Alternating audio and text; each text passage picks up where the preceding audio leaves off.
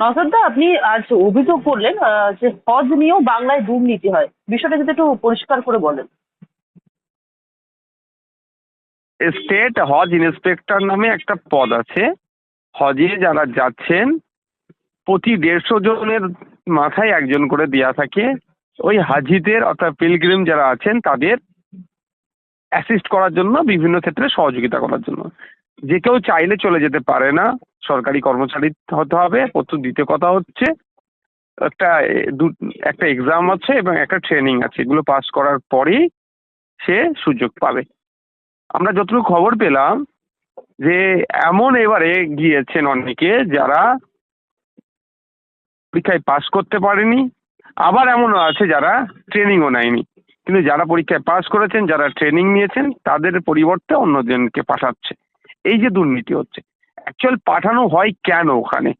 ওখানে এই জন্যই পাঠানো হয় যাতে, যে এবছরে যেমন 5,400 জন মতো হাজি, যে এদের প্রতি 150 জনের মাথায় একজন করে দেওয়ার দরকার। সেক্ষেত্রেও সেই আপনার রেশিও কিন্তু ঠিকঠাক করে মেনটেন করেনি।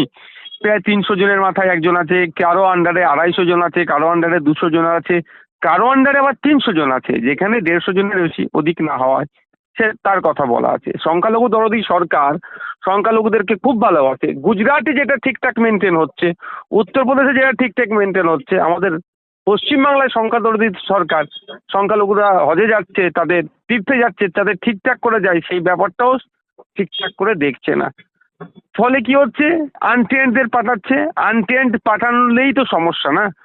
যারা ট্রেন্ড অর্থাৎ যারা ট্রেনিং নিল, যারা পরীক্ষায় পাশ করলো, তাদেরকে বাদ দিয়ে তাদের মধ্যে অনেকজনকে ছেটে দিয়ে যারা পরীক্ষা দিল না, যারা ট্রেনিং নিল না, তাদেরকে পাঠানো হচ্ছে। এটা মোটেই কাঙ্ক্ষিত নয়, কিন্তু দুর্ভাগ্য আমাদের আমাদের পশ্চিমবাংলায় এখন সব ধরনের দুর্নীতি চলছে।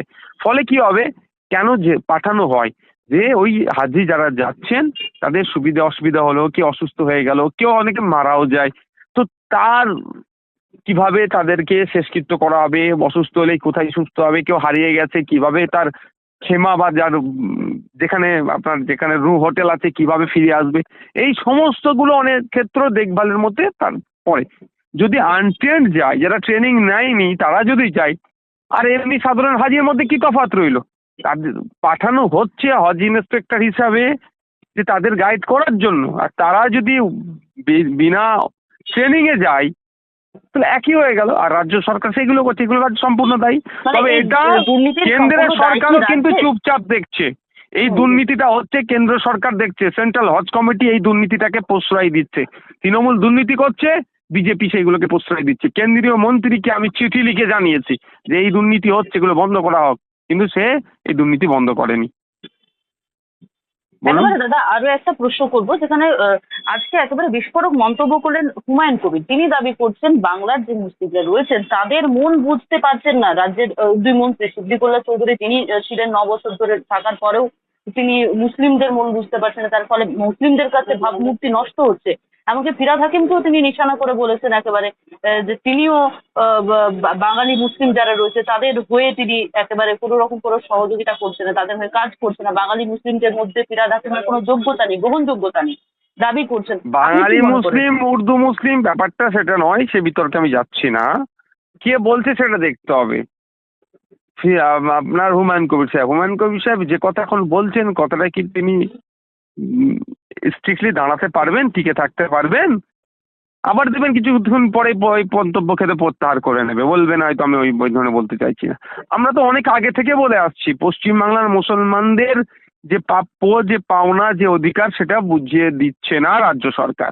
শুধু ফিরহাদ হাকিম, সিদ্দিকুল্লাহ চৌধুরী সাহেবদের মতো কয়েকজন মানুষকে সামনে রেখে মুসলমানদের মন পেতে চাইছে, এটা আমরা বারবার বলে আসছি। আপনি শিক্ষা দেখুন, 100 জন সরকারি কর্মচারী থাকলে তার মধ্যে মুসলিমের সংখ্যা দেখুন কত, 0% নেমে গিয়েছে। তবে একটা কথা বলে রাখি, শুধু মুসলমানরা বঞ্চিত এই ধরনের ব্যাপার না, আমাদের রাজ্যে দলিত, আদিবাসী, পিছিয়ে মুসলমান সব পিছিয়ে বর্গের মানুষও বঞ্চিত। তাই সবার জন্য আমরা কথা বলি। এই আজকে হুমায়ুন কবির সাহেব যে কথা বলছেন, এটা তিনি হয়তো তার দলের তার গ্রহণযোগ্যতা বাড়ানোর জন্য কথা বলছে। আমরা অনেক আগে থেকে এই অভিযোগটা তুলে আসছি। আচ্ছা, মানে তার কথাতে একমত আপনিও যে কোনো যে তিনি বলছেন আরো দাবি করছেন স্পেশাল টিম করার কথা বলছেন হুমায়ুন কবির। তিনার কথাতে আমি একমত নয়, আমাদের কথায় তিনি এতদিন পরে সহমত হচ্ছেন। আমরা যে দাবিটা করছিলাম এতদিন ধরে, এখন হয়তো তিনি আমাদের সুর মিলাচ্ছেন, এটা বলবো। তার কথা একমত হবো কেন? আমাদের কথায় তিনি মত দিচ্ছেন। বাংলা হান্টের আরও খবর দেখতে নজর রাখুন। বাংলা খবর মানেই বাংলা হান্ট।